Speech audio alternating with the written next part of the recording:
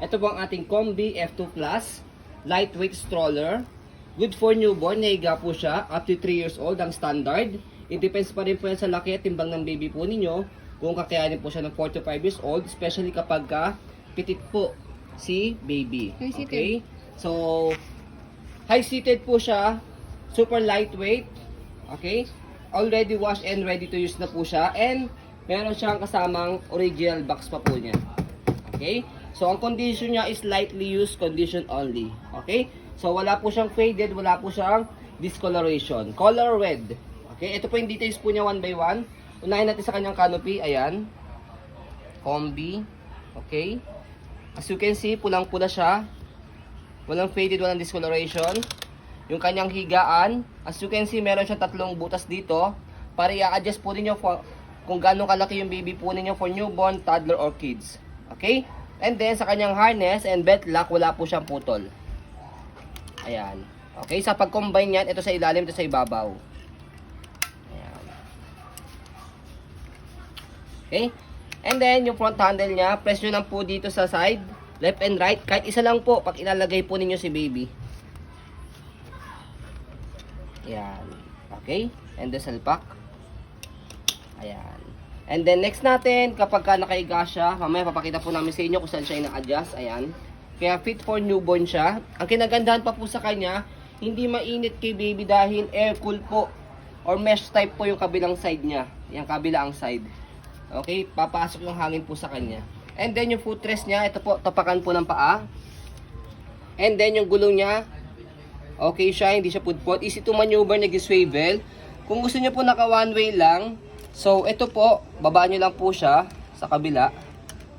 Yan. Ang purpose po niya, for example, inaantok or nakatulog si baby, pwede niyo po siya ihele. Yan, naka one way lang po. Okay, next natin yung kanyang body frame. Ayan, okay na okay yung kanyang body frame. Combination po ng black sa red. Pwede po sa maselan po ito. Ayan, as a maselang seller po, kapag nag-recommend po kami ng maselang items, so papasa naman po sa ibang mga masaselang buyers po. Ayan. Okay, gulong niya, okay na okay. And then stopper, angat natin to. Kahit isa lang angat nyo dyan. I mean baba, angat ulit yan. Naka-step na siya. And then tapakan nyo lang po ito para mag-go. Ayan, okay. Sa likod po niya, ayan. So, yung kanyang peekaboo, pwede nyo po itong tanggalin sa pagkaka-fold niya. Ayan. And then, pwede nyo po siyang ilak dito. Sa pagkakabutones niya. Ayan, okay. Para at least, mas comfortable pa po sa baby po ninyo, especially kapag mahangin. Ayan, okay? So, next natin, sa pag-adjust po sa kanya kapag po iupo yung baby po ninyo, hatakin nyo lang po ito, yung pinakasagad po. Ayan. Okay? Ang kinagandahan po sa kanya, halos flatten po yung pagkakaupo niya. Compare sa ibang mga stroller, medyo naka-semi-recline. Papakita natin mamaya. Yung basket niya, ayan. Yung kabilang side ng body frame. Ayan. Ang ganda niya, no? Wala halos, very visible lang. Walang masyadong scratches. Ayan. So, ito yung harapan niya kanina. As you can see, halos flatten siya. Diba? And then, yung kanyang handle. So, handle niya, okay siya. Wala siyang issue. Wala siyang tear. Ayan. So, stroll natin para makita po ninyo na wala po siyang issue kapag gagamitin po ninyo. Ayan.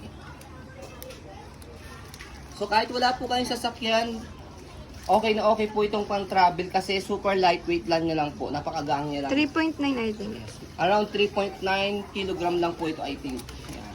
Sa pag-fold sa kanya, napakadali lang din. One hand fold, one hand open. So, try natin.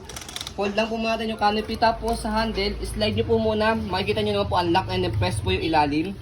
Kasi kapag hindi nyo ni-slide yan, nakalock. Okay, so try natin. Slide, press, angat lang po, and then baba. So, ganun lang siya kapag pinold. Ayan, hanggang lang.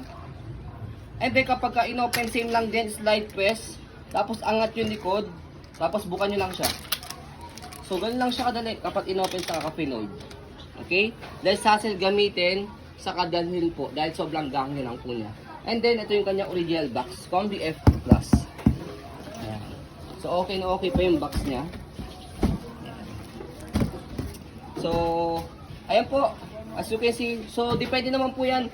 By the way, medyo may kalakihan kasi yung box niya.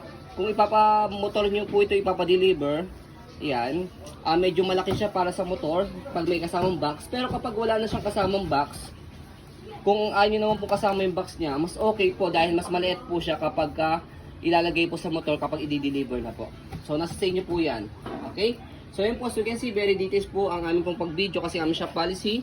No refund, no exchange, what you see is what you get. So yun po, maraming salamat. Have a nice day and God bless po.